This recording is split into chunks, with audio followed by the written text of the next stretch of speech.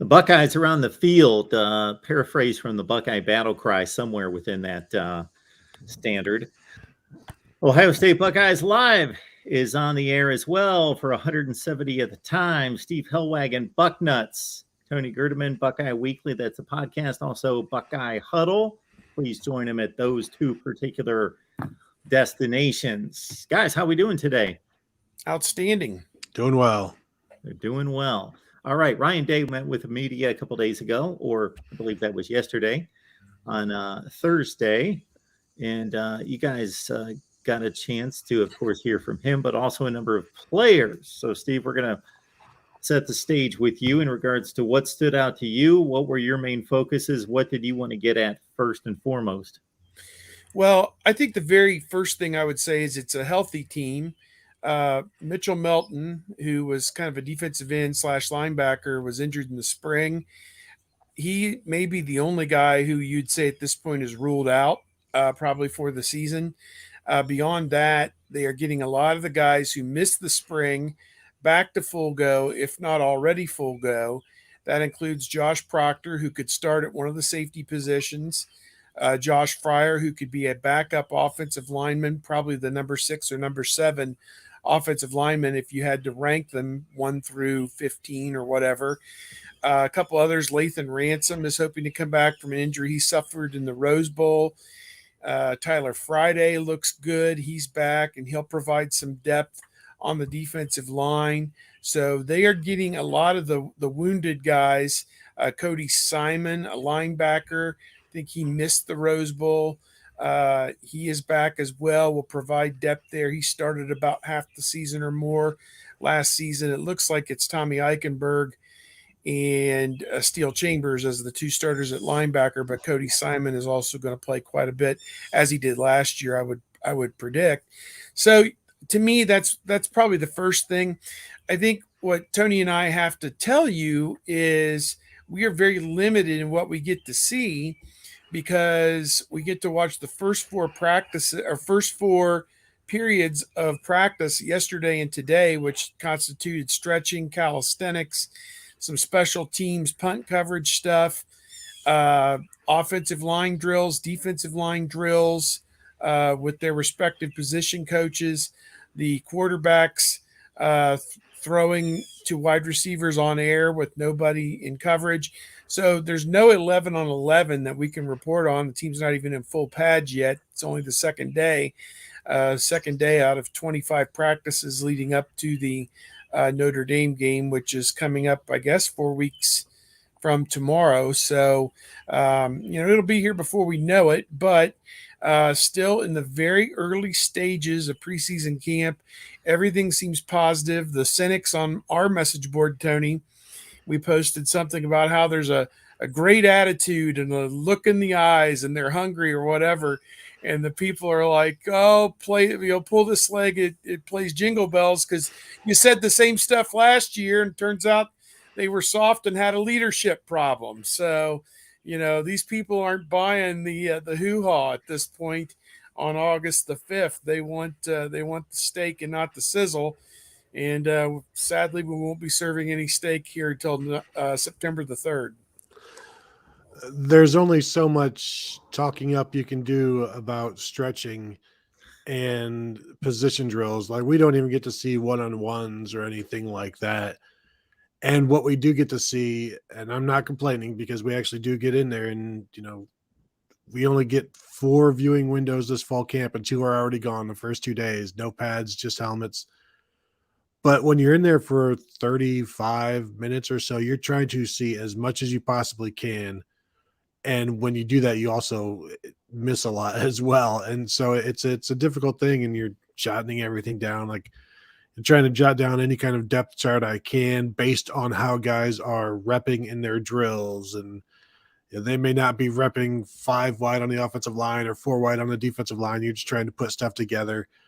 But it still gives you a baseline. And then the second day gives you more understanding. And then we'll be back next week to see, is everybody still repping in the same positions in terms of the same order? Has somebody moved up? And you get some information that way. And then, of course, talking to players and coaches. Yeah, I mean, this is the time when everybody is upbeat because, again, 2 practices in, so they're not beaten down yet. They're not miserable. They're not hating life at this point. So, yeah, all is good right now because it's too early to see anything bad. And if you're seeing something bad right now, I don't know that coaches would tell you because there would be panic that they would try to be, they would be avoiding letting people know. Folks, leave those comments and questions in the live chat. We will get to them with Tony, Steve, and possibly Kevin jumping on. And before we continue, we need to back Tony's initiatives here and what he's got going. So the Buckeye Weekly podcast continues, but tell us about your latest adventure. Yeah, BuckeyeHuddle.com. The site is not fully launched yet, but we do have our message board up and it's completely free at the moment. So you can join us there. We are posting on a message board. I've got practice thoughts, observations from the past 2 days posted there. I got some photos, some videos, all that good stuff. And you can find me there. You can also find me on Twitter. And of course, the Buckeye Weekly podcast, as you said, Mark. Tony, if we allowed you, unlike what the current conditions are, to track one player or one position unit for the entirety of fall camp.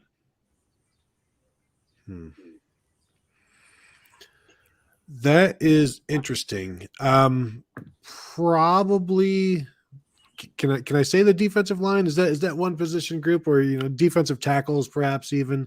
Because I think defensive ends are all going to play. Defensive tackles, I'll be interested to see what kind of movement redshirt freshman like Mike Hall can make. There's some seniors in there that are veteran players who have been around. What does Ty Hamilton do at nose tackle? So I think the interior of the defensive line is interesting to me because there's depth, there's some veterans, but it's not like they've been outstanding because they got ran on last year.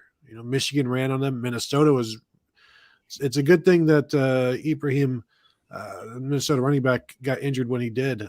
They were getting pushed around. And so these younger guys coming in, Tyleik Williams, Mike Hall, true freshmen like Hero Canoe, can they make a move? Can Tyleik Williams be more consistent?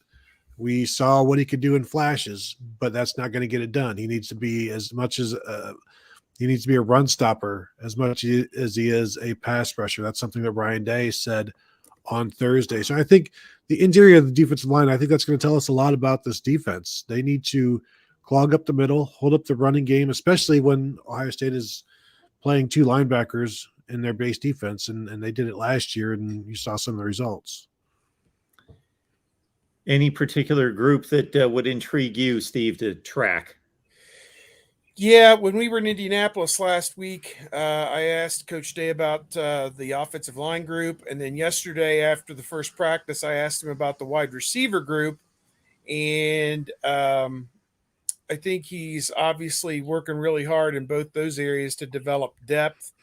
With the offensive line, they really like the starting 5 pretty good, which is Paris Johnson moving from guard to tackle. He's got some preseason All-American honors. Then your 2 guards are Donovan Jackson and Matthew Jones, and the center is Luke Whippler, who was there last year, and the right tackle remains DeJuan Jones. So you have 3 starters back, although Paris Johnson is moving from guard to tackle. So that nucleus looks pretty good, but they had some injuries in the spring and were not able to really develop a 2 deep. And so they're working really hard with the 2s and 3s right now there with the new offensive line coach, Justin Fry, to rebuild some depth. And if you have followed this Ohio State program for many years, Urban Meyer said they're an offensive line driven program, and that really kind of typifies everything. They kind of set the tone for everything else because they're the ones who pave the way for all the points to be scored, and they have to play well. So that's the first thing. Then yesterday I asked about the wide receivers, and it's kind of like the old Denny Green line. Everybody wants to crown Marvin Harrison Jr. and Emeka Egbuka, and as the next Garrett Wilson and Chris Olave, but getting from point A to point B and producing at that kind of an all Big Ten or all American level is not, or freak show level, as Garrett Wilson might have been described, is not necessarily as easy as it may look. Objects in mirror may be closer than they appear, or whatever kind of disclaimer you want to put on there. So to me, it's developing consistency within that wide receiver group. It sounds good that Julian Fleming is a guy who maybe had a very good summer and is coming on. And now, he was the number one wide receiver in the country 2 years ago coming out of high school. And now he needs to show that and get back to that form. And so we'll see. And Cam Babb, so far so good. Knock on Glitwood here on my coffee table. He is healthy and could be a participant and a contributor for Ohio State on offense. Look for him in the number one. I'd say he's got a new number, but he never played any real football in any other previous number. I mean, maybe a few plays here or there.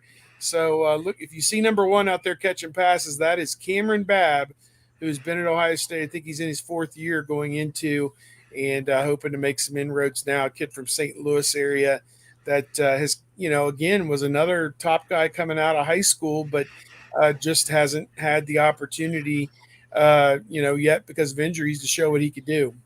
Steve, that's assuming he's not wearing the Block O by the time the season starts. That's an entire possibility. I'm having a hard time wondering who may get that. I think he's a good possibility for it. Paris Johnson's a junior. Man, there's not a lot of seniors on the team. Somebody looked at the roster I posted and said there's only 5 guys in their final year of eligibility. I guess maybe they're taking into account guys who could return as super seniors.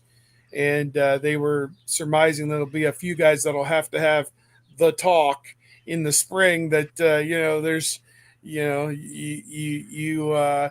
don't have to go home, but you can't stay here type thing, in the spring. But I don't know. I'm not sure who would even qualify for that. I don't even know. I don't know who their spiritual leader is going to be on this team. It's the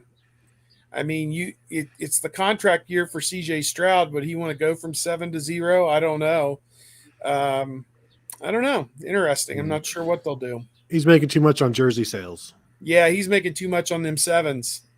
Them 7s and 11s at Ohio State are usually guys to keep an eye on. All the 7s over the years: Chris Gamble, Ted Ginn Jr., Joe Germain, and then up through whoever's worn it the last few years.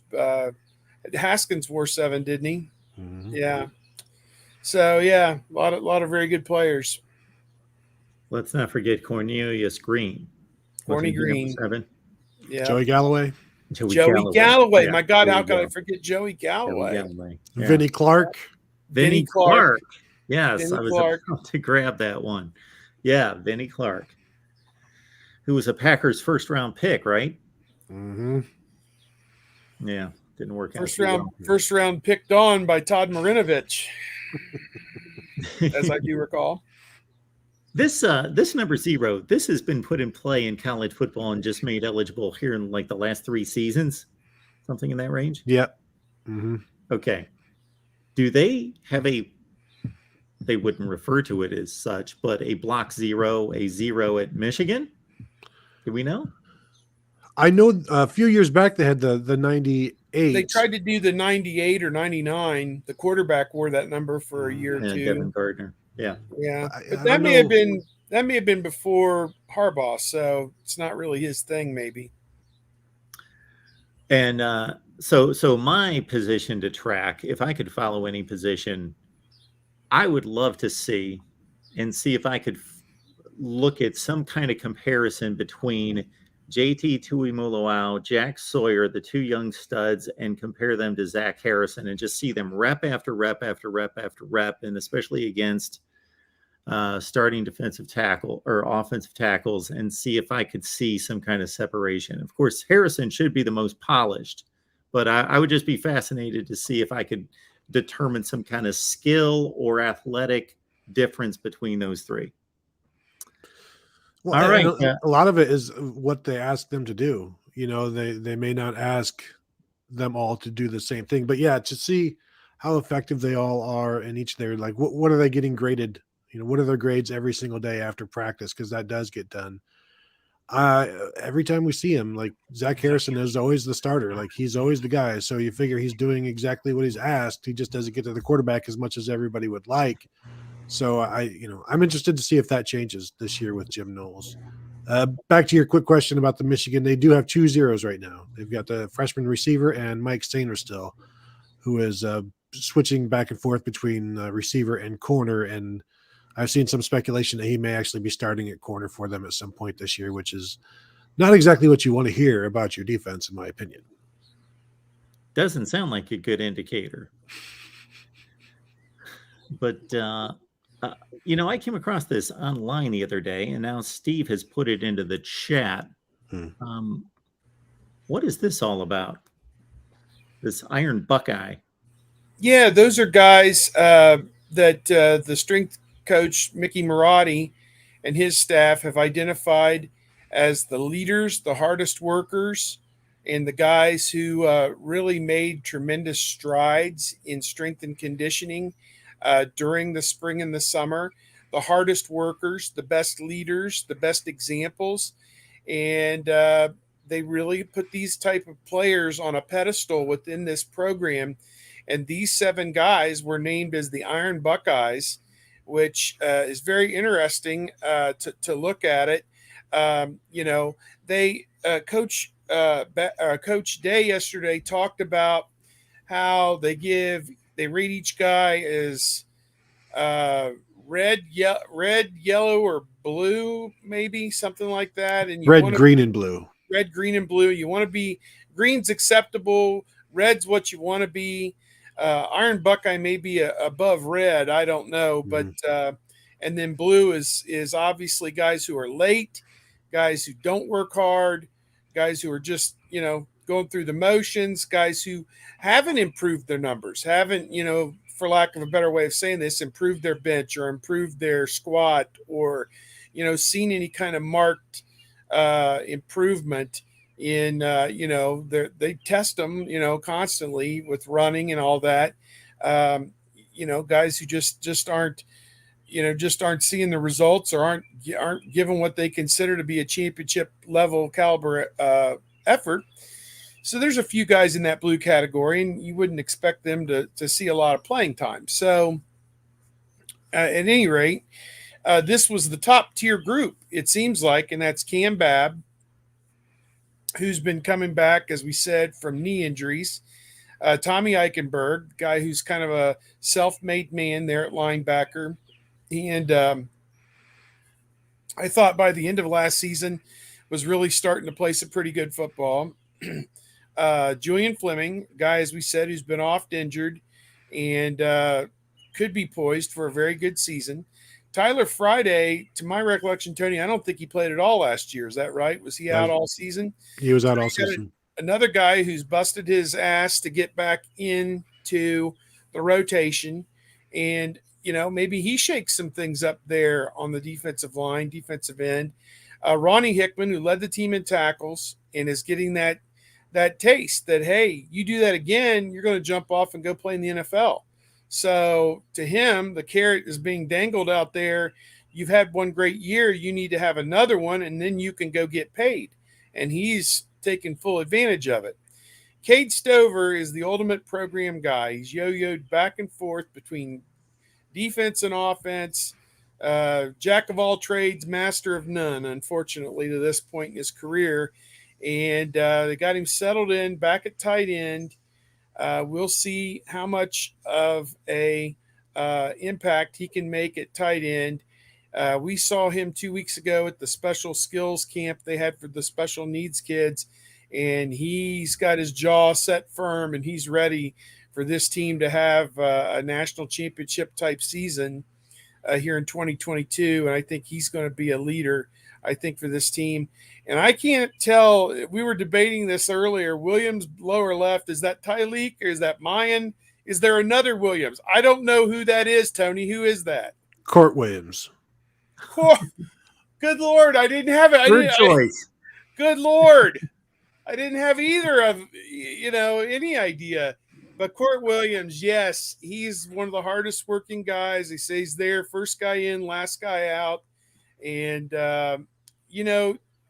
that effort needs to translate to production. In your second or third year, all that time you've put in, all that hard work that you've done to train and get ready to play football must manifest itself in tackles and tackles for loss and breakups and interceptions and special teams plays and everything else that comes with it, a block and a punt or something, whatever. I think Court Williams can be that guy. I just think he's stuck in a situation as probably the number 3.5 corner right now, if you figure he and Proctor may be bracketed at one of the spots. So he's going to have to fight for playing time again this year because you think McAllister and Hickman are going to start at the other two spots pretty much unquestioned. So Court Williams is a guy that they're very high on, but that'll give you a sample of what Mick Marotti, who spends more time with these guys than anybody, thinks about who the creme de la creme on this football team is in terms of off-season work ethic and preparing themselves for the year. I think it's interesting that 5 of those names have all dealt with significant injuries in their time at Ohio State. 2 of them have dealt with position changes, and then you've got Tommy Eichenberg, who is just grinds and does whatever you tell him. He's a total football guy. And so they've seen all of the work that they rehab that has led to all of this. And it's just the guys that go above and beyond. I think Day said that there's a gold standard that is above the red. And then above that, there's the Iron Buckeyes. Okay. So it's like they've got tiers for all of these. And to address something that Sue mentioned, who's going to do the analytics on the Iron Buckeyes? Someone has to look back a few years and see how this designation correlates to production. Ryan Day was asked about that. He said there's a very high correlation to when you've been named Iron Buckeye, it shows on the field that season. So I think everybody's interested to see what Cam Babb can do. Julian Fleming, obviously trying to live up to the hype of being the number 1 receiver in the nation, number 1 player in the class by, I think, ESPN. And, those 2 guys specifically are in an offense that can make that happen. So I think there's a lot of reason to be excited.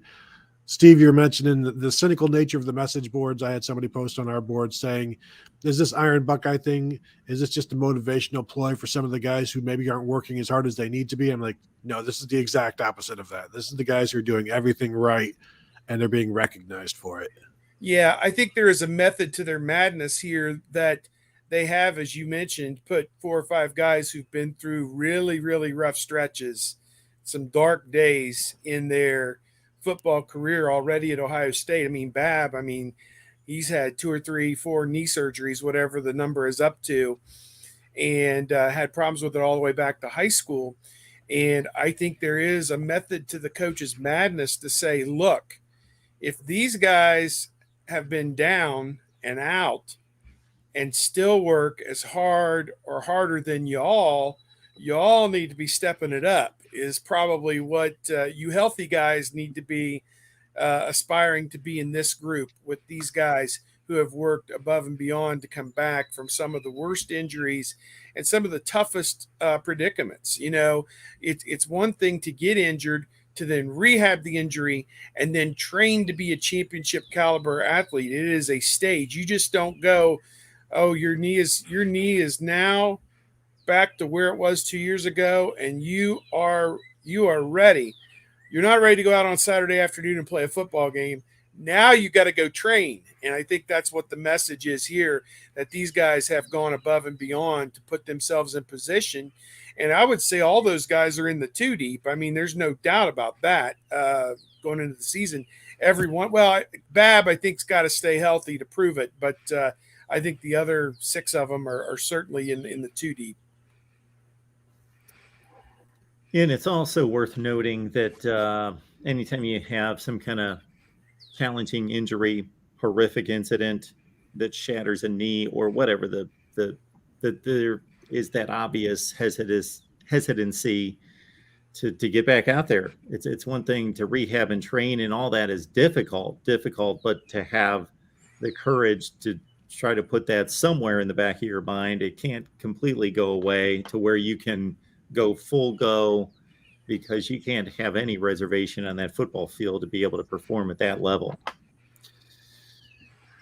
Ryan Dawes, appreciate you being here. Thank you so much for the Super Chat contribution, Ryan. How about Jake Seibert? So here's a guy that's a kicker, and he is transitioning to defensive back, cornerback. Wow. So that was obviously best for him, best for the team. Do we expect him, a la Steel Chambers, to make any kind of push? No, I think this is about having a positional player or a practice player at positions of need. He's also going to still be doing some kicking, according to Ryan Day. They've got 6 scholarship cornerbacks, so they need more bodies. And as Day said, Jake Seibert played wide receiver and corner in high school, and he came to them and said, "How else can I help the team?" Because it's pretty clear that they keep looking for kickers to kick the ball that aren't him. And so he's looking to help the team in any way he can. And as Ryan says, that makes how many guys who do what is best for the team. And I'll mention another guy, Xavier Johnson, who was a walk-on at Ohio State, a 3-star receiver out of Cincinnati, signed in 2018. This is his 5th year. I believe he's on scholarship now, but came to Ohio State as, like I said, a 3-star receiver, immediately starts playing defensive back, then gets moved to running back, does a little H-back thing as well, and then has been at receiver now for 2 years. And when we spoke with Tony Alford, Ohio State running backs coach, today, I said, what would happen if you went to Xavier Johnson right now and said, we need you at running back? And he said, Xavier would just say, how late do you need me? Let's do this. I'm here for you, whatever you need from me. Give me any tape you can. And that's another example of somebody who's been at Ohio State for now. This is his 5th year, only been a scholarship player for a little bit, but is one of these guys that is put up on a pedestal as an example of what you can accomplish. And you may not get any glory for it outside of the building, but everybody in the building knows him, appreciates him, respects him for what he does. And, Jake Seibert trying to do what he can to help as well. I mentioned on our podcast yesterday, I think we dropped on in the Buckeye Weekly, Steve, I said I wanted to see, with this Jake Seibert idea, I wouldn't mind seeing Mike Doss and Mike Nugent at safety in 2002. How do you think they would have done? Yeah, that would have been cool, no doubt. I agree with you. I think Seibert is just looking for a way to contribute and probably be as a scout team player on defense. He's not going to play, I wouldn't think, any meaningful snaps during a game at cornerback. Maybe in a 50-0 game or something, he would get a chance. Coach Day talked about how in high school he was a wide receiver and a defensive back. So he at least does have some football experience of playing offense, defense, and more than just kicking the football. So that's good. And he's getting a chance to use that in practice. And again, trying to give the wide receivers a look to prepare them to go out and win on Saturdays. And, so it gives him something to do, something that he can feel like he's part of the team. He's been, replaced essentially at kicker by Noah Ruggles, who was 20 of 21 last year on field goals and figures to be doing it again. And, of course, I don't know what the real story is on what was going on with Noah Ruggles, but he wasn't there in the spring.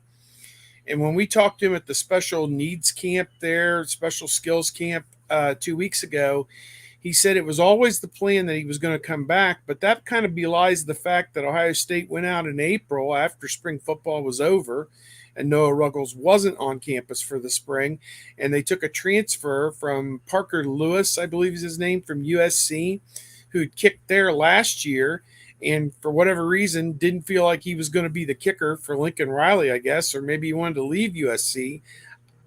I have no clue what the backstory is on that. So they take a commitment from him, and now you've got 3 kickers on scholarship with Ruggles, Lewis, and Seibert.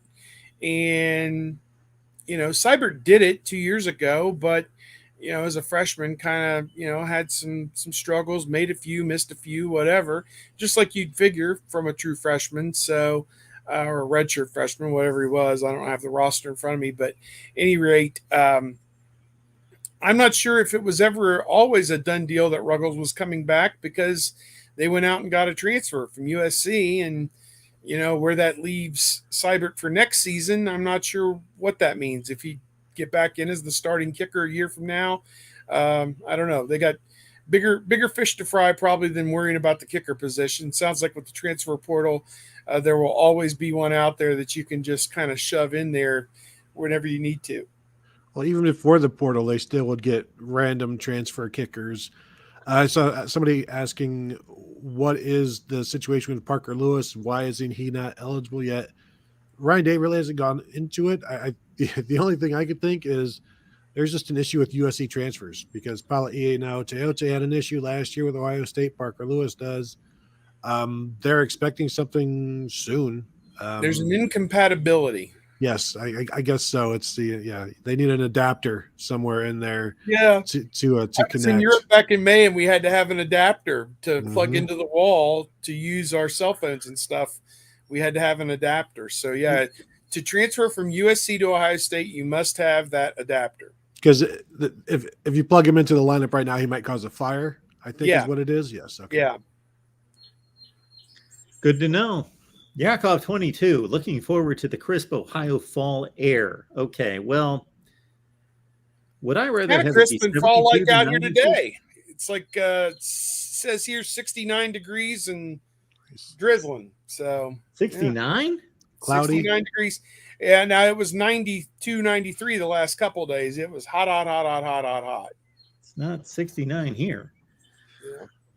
Would I rather have 72 than 92? Yes, but the problem is when it hits 72, it's going the other way, and I don't want it to go the other way. So I don't mind 92 in the summer. I figure it's the summer. I'm okay with that. Yeah. That's me. Yeah. Just Kenny. What you got here? Sorry, I'm late. That's okay, Just Kenny. What's going on in that cornerback room? Well, we got Jake Seibert in the cornerback room. I jotted down the order that they were repping in today, and Jake Seibert was not in that top 7 or so. But right now, your top 2 are Denzel Burke and Cameron Brown. And then the third one was Jordan Hancock, the sophomore, who played a bit last year. He's a little bit ahead of Ja'Kalen Johnson, J.K. Johnson, who was injured last year. J.K. Johnson is the redshirt freshman. He was repping 4th. And then I believe it was true freshman Jair Brown, and then walk-on Cameron Kittle, and then true freshman Ryan Turner were the top, 7 that would be. But I think they really like their top 4. And I've written this, and I've said it on, I think, my own podcast. If any of the Big Ten teams, and if any teams in the Big Ten were going into the season with Jordan Hancock and J.K. Johnson as their starters, I think they'd feel pretty good about it. These are 2 guys that are highly touted, who have heard no bad things about them at Ohio State. It's different than some other touted corners that have come in the past, and it's like you never see them, you never hear about them. Like Tyreek Johnson came in as a 5-star guy, never saw or heard anything about him really. And these 2 guys are opposite of that because you've also seen them do well in the spring games, which is, it is what it is, but you at least get to see them play and see what he can do. But I know they really like Jordan Hancock, and he got some good experience last year. I'm interested to see if those guys can force Tim Walton, the secondary coach, cornerbacks coach, into some sort of rotation. It's been done at Ohio State, but that was a Kerry Combs thing. I don't know if it's a Tim Walton thing. Yeah, we had a note on our site today that Jordan Hancock was really pushing Cameron Brown for that second spot. And Cameron Brown is obviously a veteran player by now at this point with 2-3 years of experience. Hancock, we saw some flashes out of him at times. In the spring, he was pretty good. So competition's only a good thing. And some of their best years, they've had 3 really good cornerbacks and just rotated them. Maybe one league dog type guy like Denzel Ward a few years ago, but then they had a kind of a combination of guys that played alongside him. I remember Kendall Sheffield and another guy, maybe Damon Arnett were the 3 maybe that year. I'm not sure. The years kind of all run together at this point, but I think that there's a way to do it. I'm not sure exactly what Tim Walton is thinking about in those terms, other than developing as many good cornerbacks as he can and teaching them how to play the position and play it at an extremely high level, because they're going to be tested early and often by a number of these Big Ten offenses. So, and Notre Dame as well. So, I'm interested to see, what develops, who comes in behind Burke and Brown, and really makes that position their own. Steve, as soon as you mentioned it was 69 there, I knew it wasn't 69 here. I'm in Akron right this second. Google is telling me it's 89 in Akron, which I Yeah. believe, and it's saying 73 in Columbus. When does that ever happen? Well, it's just we had the front go through here and dumped a bunch of rain a little bit ago. My guess is if some of these clouds would clear out, then the sun would pop back up and we'd get back up over 80 in an instant, and there'd be steam rising off the pavement, and you could actually see the air probably here, in a little bit. But right now, the sun is kind of actually, I'm getting a cool breeze sitting here on my back porch right now, so it's and I'm wearing a fleece, so I mean it's a little coolish right now, not the 90 we've been accustomed to, but I think from the coach's standpoint, the weather yesterday is exactly what they want. They want the most adverse conditions that they can put these guys in without risking, health and safety. But high 80s and humidity is football weather in early September. So that's, kind of what you gotta prepare for, and condition the guys to be able to thrive in those environments. Because down on that field turf, maybe not for a 7:00 start, but when they play the noon game or whatever, it's going to be real hot down there. So, I guess it's good that they're playing 2 of the first 3 games at night, where the conditions may not be quite as bad. Since Chase Young stepped off the field and Jeff Okuda as well in 2019, Steve, you mention this all the time. Where's the game changer on defense? Firebomb 466 wants to know who's going to change the defense, make game-changing plays. That's a great question, and until somebody shows that they're capable of doing it, being that Malik Hooker, or being that Denzel Ward, or being Chase Young, Jeffrey Okuda type player, you don't have that. And it's well documented, as we said. 2019 was the one time in the last 4 years where they've given up less than 20 points a game. In the last 2 years, they've given up over 20 points a game, and that's not acceptable to be a championship caliber level defense at Ohio State. So a lot of that's creating turnovers, negative plays, with sacks and tackles for loss, and those have been in short supply the last couple of years, and the turnovers are almost non-existent. So, it's all a function of each other. The cornerbacks and the defensive backs cover and allow the defensive ends time to get to the quarterback. The defensive ends pressure the quarterback so that the cornerbacks don't have to cover for 5 seconds. And the linebackers just clean up whatever they can clean up in front of them, behind them, aside, wherever. And if everybody does their job like they're supposed to, it really hums and looks really good. But we've seen far too many big plays the last couple of years, and too many plays that just were not made on this defense. People in position and get the tackle broken, or don't make a play on the football, or whatever it might be. And, just a split second late. I shoot a lot of the games from the field level, and I can't tell you how many times the last 2 years I've had the quarterbacks back in my viewfinder and know if they're on the road, no white jersey even in my viewfinder. And that can't happen. Even if you're coming full bore right at him, you at least block his vision a little bit to where he can't make such a clean throw down the middle. They're not even coming free up the middle to put that pressure before the ball's thrown. and it's just it all adds up in the course of 60, 70 plays in a football game. It all adds up, and eventually they're going to make plays on you, and that unfortunately is what's led to Ohio State's downfall here the last couple of years. I think I mentioned this on the show before. Ohio State hasn't recruited a first-team all-defensive player since the 2017 class. Wow. That's 2018, 2019, 2020, 2021, all. And the best they've done is a second team, like 4 second-team guys.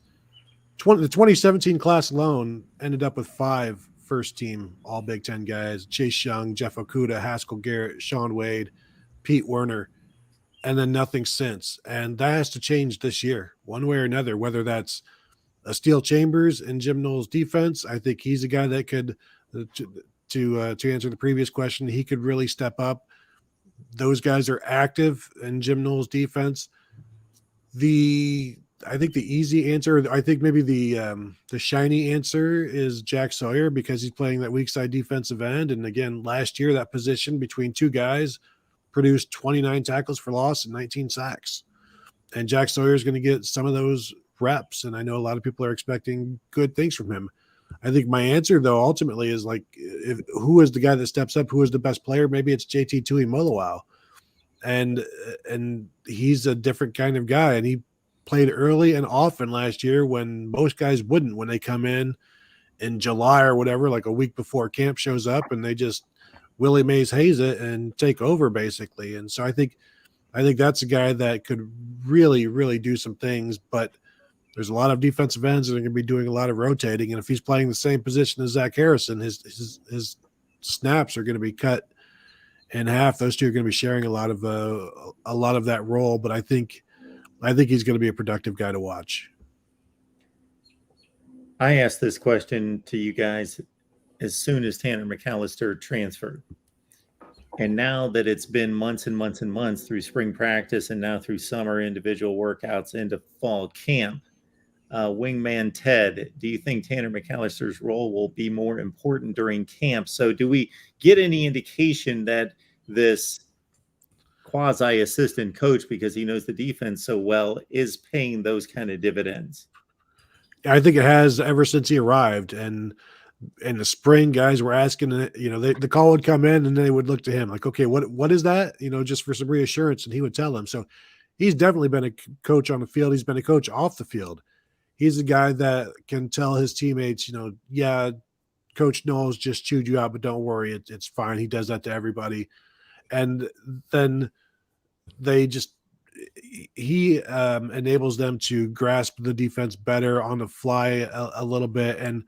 But is he more important during camp? I think he's also very important during the games, because that nickel role, it plays a lot, obviously, especially in today's college football where you're throwing the ball so much, and he knows the defense. And Cam Martinez is his backup, and can Cam Martinez push him? Maybe, but that's a heck of a, that would be a pretty amazing thing for somebody like Tanner McAllister, who's been in this defense for, I think this is his 5th year now in this defense, and it'll be his 3rd year as a starter, for Cam Martinez to come in and take the job in, essentially one off season. I'm not saying he can't do it, but Tanner McAllister has done it. Now, that's also, Tanner McAllister was never an all Big 12 player. I think it was maybe a 3rd team. He was an academic All-American guy, but he's not this All-American kind of guy, not like a Brandon Joseph going to Notre Dame where he is expected to, he's going to take over for Kyle Hamilton or whatever. Like Tanner McAllister is a nickel safety that is going to be very important, but I don't know how I don't know how great he is. Basically, I don't know that he's an all Big Ten player.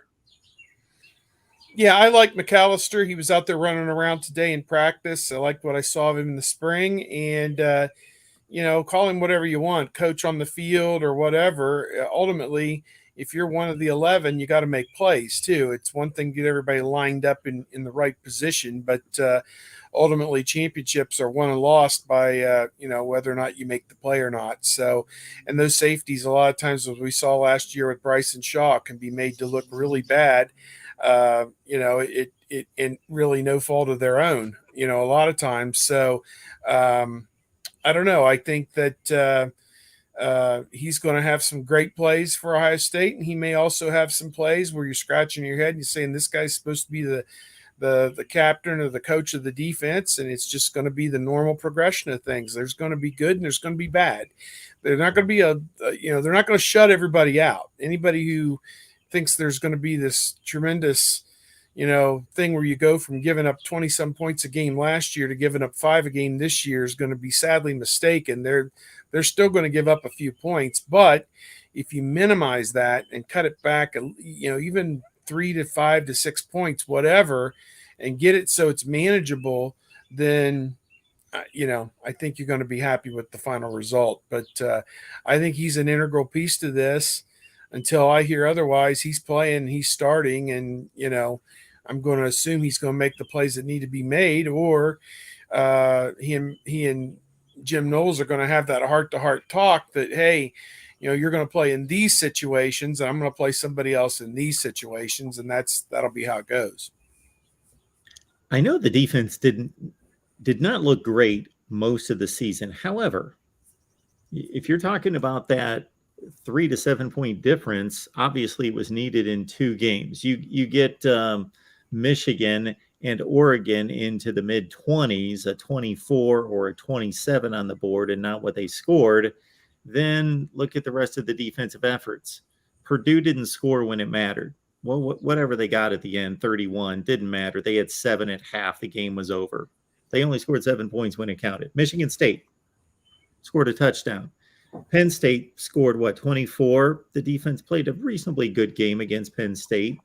Nobody could, of course, Penn State couldn't run against anyone. Nebraska, 17 points. The point totals, aside from, and again, football is about showing up when it counts, and games are magnified so big that one game is like, okay, well, the season was a letdown because of Oregon and Michigan. But otherwise, I'm not selling the defense as being up to standard in the rest of this season, but it didn't hurt the team the rest of the season. It was those 2 games. Yeah, I think to me what is strange, I'm just trying to call up the schedule from last year on my phone here just to look at this, was the last 2 games going into the Michigan game, they beat Purdue 59-31. And they beat Michigan State 56-7. And here was Michigan State, a team that had beaten Michigan earlier in the year.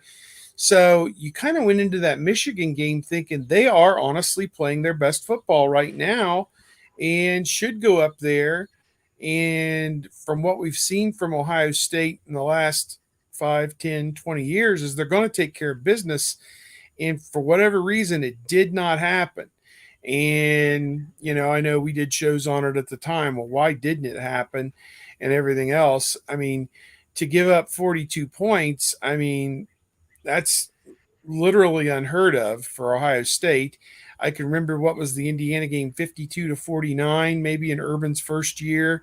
And then that Maryland game was like 52-51 or whatever that mess was, 51-50 or they went for 2 in overtime and didn't get it. And Ohio State slumped out of there with a win on their way to the Rose Bowl that year or whatever. But, those have been the exception, obviously, to give up that many points in this last 10 years or more, whatever it's been. So,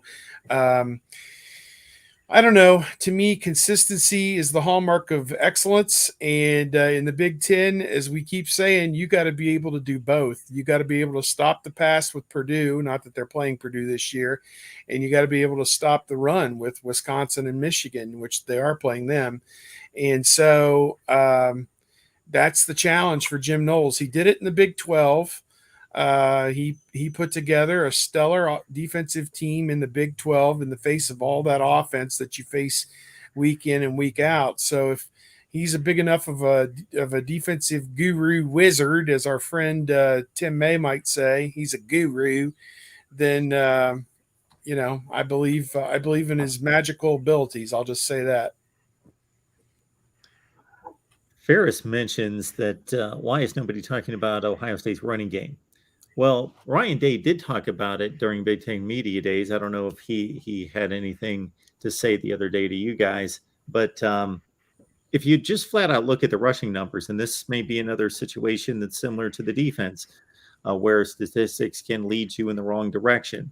The running game statistically was highly productive, yards per carry, all that. Was it more about situational? And we can, point to the third quarter against Michigan in particular, but were there more examples than that come to mind of, when Ryan Day says we got to run the football better, what's he talking about? I don't know that you need more examples than the Michigan game, but yeah, I think the interior stuff, when you absolutely have to have it, when you absolutely have to have those 2 yards, and I'm with you. I think people act like it didn't happen last year, but it did, but it certainly did not happen and against Michigan. And that is something that that's one of the reasons they replaced their offensive line coach. That's one of the reasons Justin Fry is now in. And, we see all year long people screaming for CJ Stroud to keep it. Just keep it. Just keep it on one of those reads. And I think you also have to ask Ryan Day to actually call reads and not just handoffs that look like reads. And maybe you get CJ Stroud to slow the defense up just a half step, and that will help. But I also think Travion Henderson hit the wall last year. Tony Alford said as much today. Mayan Williams, he's a hungry guy. He's looking to be like the short yardage guy. When it's 3rd and 2, they're kind of going to lean on him more this year. So I think that will be interesting. It was a young room last year, 2 true freshmen and a redshirt freshman, and Master Teague, who was what he was. And this year, I think they're much better suited, a different kind of offensive line makeup. Ryan Day talked about it at Big Ten Media Days. It's good to have guard bodies at guard, guys who have leverage and power, and that's something else he said on Thursday. Like, yes, it's good you have guards back, and they had 4 tackles last year, and I think you see them come up short against Michigan. You see the complaints throughout different parts of the season about the 4 tackles, and it becomes just this glaring point of light that people can't look past or can't shake, and that becomes the reason for all of the ills.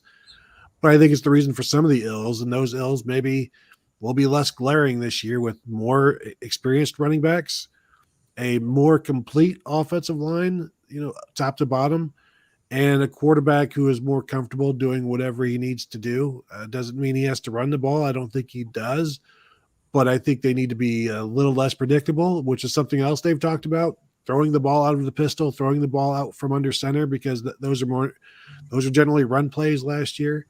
So I think they've evaluated everything they've done, self-scouted, and I think that will also help them run the ball more this year, run the ball better. I don't know if they're going to run it more, but they'll run it more effectively. And as you said, Mark, they were 3rd in the nation in yards per carry. So it's not like they were bad. I think it's a matter, as Tony touched on, being able to run the ball when you want to run the ball, when you need to run the ball, to keep the clock rolling in the 4th quarter, to get the important yard or 2 yards you need to convert a 3rd down, to punch it in to the end zone on the goal line, and everything else. It's just championship teams have that ability to get that tough yard, and teams that don't win the championship can't get it. And Ohio State sometimes last year turned the ball over on downs because they couldn't get it.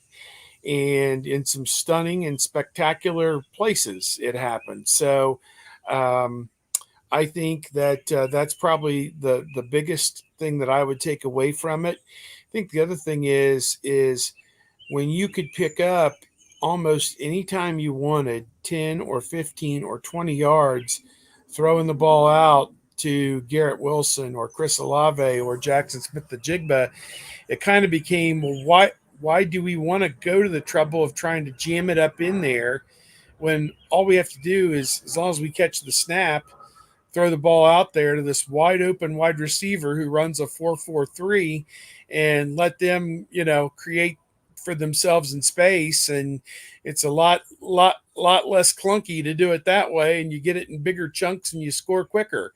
So I don't know. I don't know how to quantify it or whatever, but there was probably some of that they just fell in love with the idea that their passing game could not be stopped, and we're gonna ride that, and that's why there was such a huge disparity, at least in terms of production last year, between the two. So I don't know. I think you'll see a team again that Travion Henderson is going to take a step up as a running back. I don't have any doubt about that. I think he will legitimately be one of the top 5 running backs in college football this year.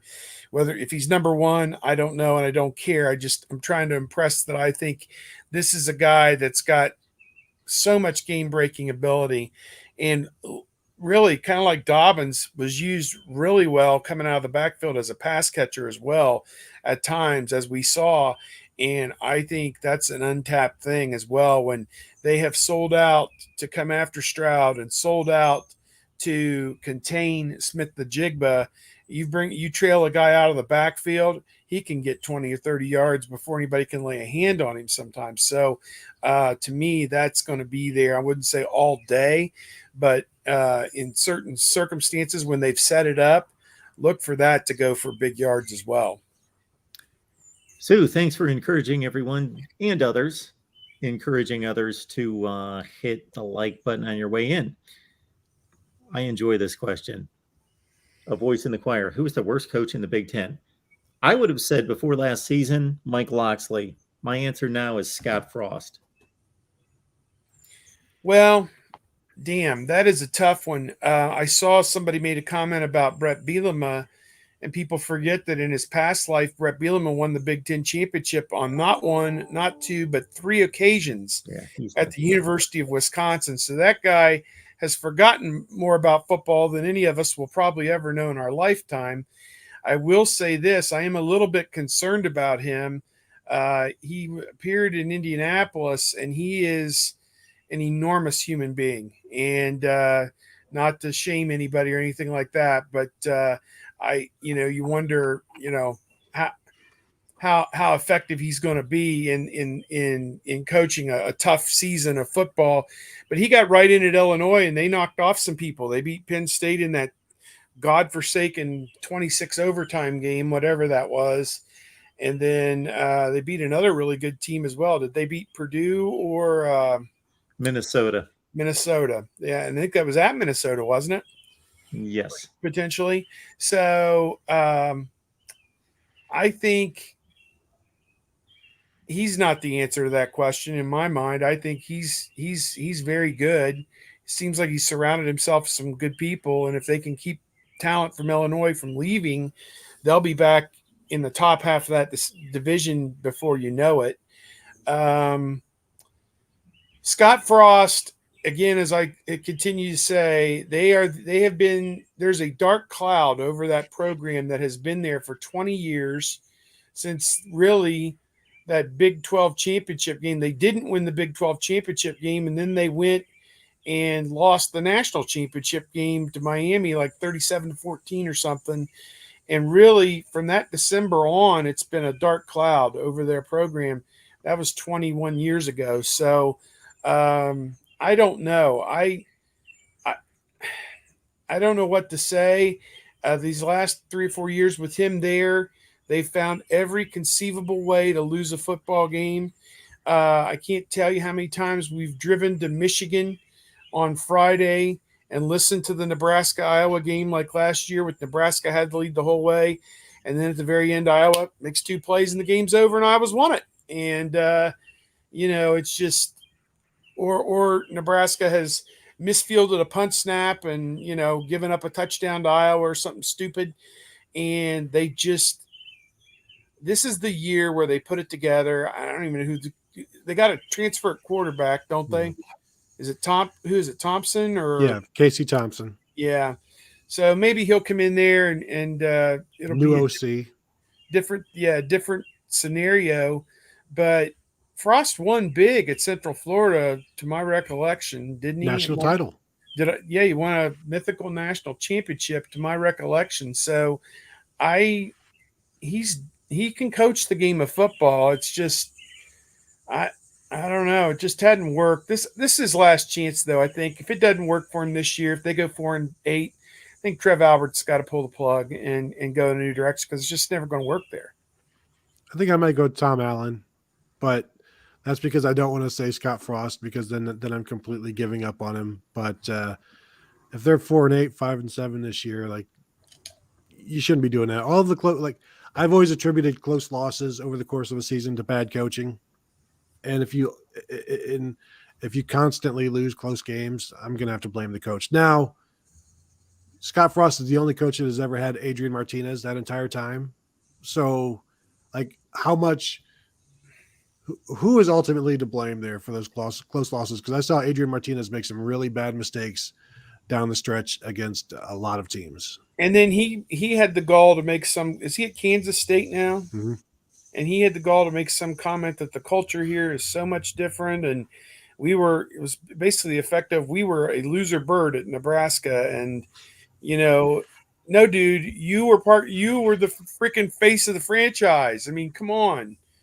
They lost game. You don't want to pin it entirely on him that he was turning the ball over with 2 minutes to go, but man, he made enough mistakes to fill up a novel. So, I mean, they lose to Michigan. They lead Michigan the entire way and lose that game. I mean, they played Ohio State close for 3.5 quarters, one bad mistake, and it's over. And, I don't know. On and on and on. Da, da, da, da, da, da. Da, da, feel like trying on and on. They should beat Northwestern by 2 touchdowns, 17 points, something in that range. Have a reasonable win in Ireland. However, I wouldn't be surprised if the things that came out of Scott Frost's mouth about the way they were approaching that trip versus the way Pat Fitzgerald talked about that trip. Pat Fitzgerald, it reminded me of Super Bowl prep that you hear from years gone by where one coach is like Army boot camp, lockdown, and we're basically in quarantine and that's the way we approach this, and everybody's white knuckling it for weeks. Whereas the other coach is like, we're going to enjoy it. We got a trip here. And then about 3 to 4 days prior to, then we're going to get serious and we're going to be ready. We're going to be fresh. Pat Fitzgerald talked about that trip in such terms, and Scott Frost talked about that trip in those other terms. That's the dichotomy, though. I mean, here's Pat Fitzgerald, the favorite son. Not that he's won huge there. I mean, he hasn't won any New Year's Six bowl games or anything, but he's won a couple Big Ten division titles. I don't think he's ever won the Big Ten championship himself, thinking back, but he's gotten to the championship game twice. He has probably a lifetime contract to coach there, past the end of time at this point. And he has, put a consistent winner on the field at a place that never consistently won. Now, I know 2 or 3 of the last 5 years have been really down, but he is comfortable in his skin. He knows he can do and say and be flippant, and he has the rope that he can do what, essentially whatever. Plus, he's an extremely bright, intelligent person. He's funny. He's off the cuff. He's hard to beat. Whereas Scott Frost gives you this, aw shucks, damn, we got to do these interviews. I just want to go watch film, write X's and O's on my sheet. Got to talk to a kid today, really? Just doesn't seem like he's enjoying himself, not one bit. And he should be, as the beloved son of Nebraska, he should be having the absolute time of his life in the job that Tom Osborne made famous, and he is miserable.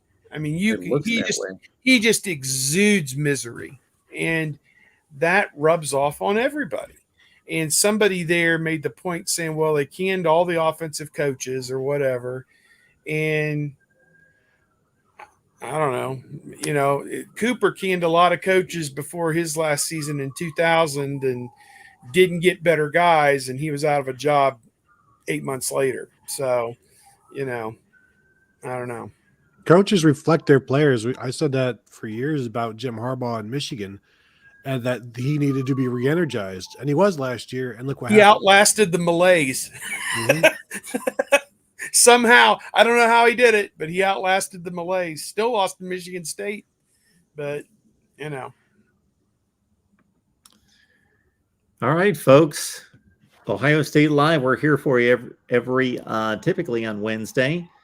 We made it Friday this week. That's why it's important to subscribe to the channel. Hit the bell for the notifications to know when we go live. We've got 4 schedules to coordinate. So again, please turn on those notifications. We got 200 on the line. So we reach our zenith, of course, at the end of the show. So just hang out and watch the rest of the video as soon as it posts, which should be basically immediately. So you can watch the rest of the show and get on back here next week. Tony, tell us what you got online for us. Dropped a couple of practice reports from yesterday and today on BuckeyeHuddle.com. You can see those on our message board there. Site, again, not fully launched, but you can find my stuff there at the moment. Also, podcast, Buckeye Weekly podcast, dropped an episode last night discussing first day of practice, what Ryan Day had to say, what we saw, stuff like that. What am I going to do? What am I writing next? I don't. Mark, it's Friday. All right. Leave me alone. Steve. Well, they're practicing again tomorrow on Saturday. Unfortunately, we're not going to get to go to that. Sunday, they're off, but we will be at the team hotel 3 to 6 on Sunday to watch the players bring in their flat screens and their PlayStations. And, the funny story when Terrell Pryor showed up like his second year, he didn't even know the manager's names. And he yelled up the thing and said, "Hey, you, yeah, man, can you come here?" And he had this huge 50-inch flat screen he was bringing in to set up at the hotel, for the 2-week stay at the hotel. So they stay for about 12 days, I think, at the hotel till like the end of the following week. And this is when the rubber hits the road. There's no more two-a-days. So they will be grinding, theoretically 1 practice a day with 1 day a week off. And this is when things get really busy. So we'll be all over it the best we can be. So just keep the dial tuned to bucknuts.com, and we'll continue to post whatever we can on what's going on. All right, guys. Thanks for making this happen. We appreciate it. Tony, have a great weekend. You as well, Steve. Hang on. I got a special guest here. Oh, hey. This is our new dog, Doc. He was up at 5:40 a.m. this morning. We love him, though. We love him. Maybe a little bit. I don't know. He's okay with you too, Steve. He's a good boy. Yeah. That's our new dog. It's a good-looking dog. Yeah, he's all right. A mini golden doodle. That is phenomenal. Can he replace Noon? He could replace Noon. He'd give us as much contribution as Noon does each week, I'm sure. He's a little more enthusiastic about it. More too. enthusiastic, yes. Still as affectionate. Well, if you ever need a dog trainer, Steve, my son's one, so okay, we'll send him over. All right. All right, everybody have a great weekend. We'll see you back here next week. All right, guys, take care.